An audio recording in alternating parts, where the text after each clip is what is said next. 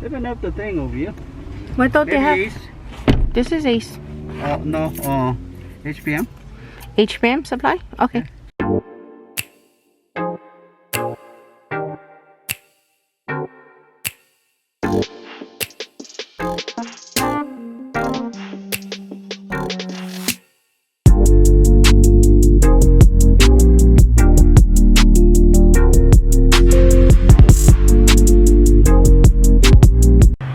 Good morning, geeks, and welcome back to our channel. It's been a minute since we've last vlogged. I thought it was really important that we come up on here and take you along with us for our hurricane preparedness here in Hawaii. Yes, you heard that right. Our first hurricane of the season is heading towards the island, and it's going to be actually hitting my town and the north of us. So we're going to get prepared. It's not due to hit us till tomorrow night, which is Saturday night, and early Sunday morning, but just in case, I'm going to take you along and show you how we prepare for these hurricanes, because it's kind of like another day for us. We're used to it. We know how to read the weather, kind of become a second nature to us here in Hawaii. So yes, bringing you along. All right, so one of the very important things we'd like to have for our hurricane preparedness is a stove, a camping stove. So like this, right? And then you can turn this over and it becomes this, right? And then in here is where we would put this can of butane. In here, lock it up, turn it on, so on and so forth. It's always important to have at least one can to use and a backup. This can last us about maybe 5 days. But yes, important to have one of these in case your stove knocks out. It's important to have a hot stove to cook your food, because the first thing that goes out in a hurricane is the electricity. And a lot of the stoves here in Hawaii are electric. When the electric runs out, you can't run your stove or cook anything. So it's important that you have one of these camping stoves on the side for hurricane preparedness. Another important thing to have is water, because the water can shut off here in Hawaii. So it's always good to have backup water. And you want to have fresh water for cooking, for drinking, or any kind of important things that you're going to put in your body or have with your children or family. There's outside water that you can collect, the rainwater or water catchment that you could use in your toilet in case the plumbing system goes down for the entire county. Here is some essentials we get for hurricane preparedness.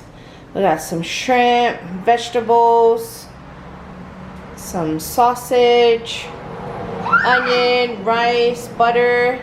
This is actually something that my husband's place of employment gives out to their employees every Friday. So we're grateful for this, and this is definitely going to become some of our hurricane preparedness. Okay, on our quest still to get hurricane ready, we are here at our local building supply picking up some flashlights and candles in case the electric goes out. My husband's in there right now currently getting some candles, batteries, and flashlights, or some kind of light, because the one thing that always goes out when there's a hurricane is the power. So we're always ready for that. We make sure that we have our butane stove, as you saw, our cooler with ice for any of our refrigerated items, and last but not least is some light to see during the evenings. So that's what we're taking care of right now. And what we do as well is that we do not hardly have any cold items. When we start to hear of a hurricane coming towards us, we eat all the freezer items first, which includes ice cream, so it's not such a bad idea, right? We also eat some of the grocery items that are in the refrigerator. In case the power goes out, we don't have so much things that we need to refrigerate in a cooler. So that's kind of a trick there, a hack. Life hack: when you're in a hurricane, make sure you don't fill your icebox with a lot of stuff. You fill your pantry with a lot of dry goods, cooking stuff, canned soups, canned meats, even ramen or even Simon, that actually helps as well. So that's kind of life hacks we actually suggest to you when doing a hurricane preparedness here in Hawaii. All right, guys, it is Friday afternoon, about 1 p.m. and as you can see, it's very cloudy and the wind is starting to pick up a lot. And this is just the beginning of the hurricane.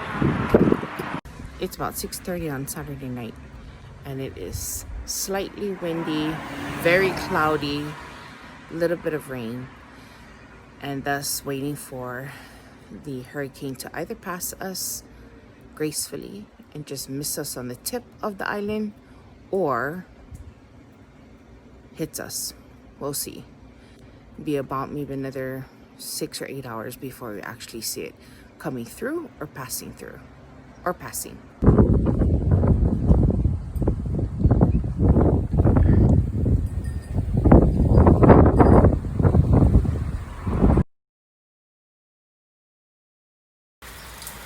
All right, y'all, it is 8:30 a.m. Sunday morning and the hurricane has passed with no significant damages.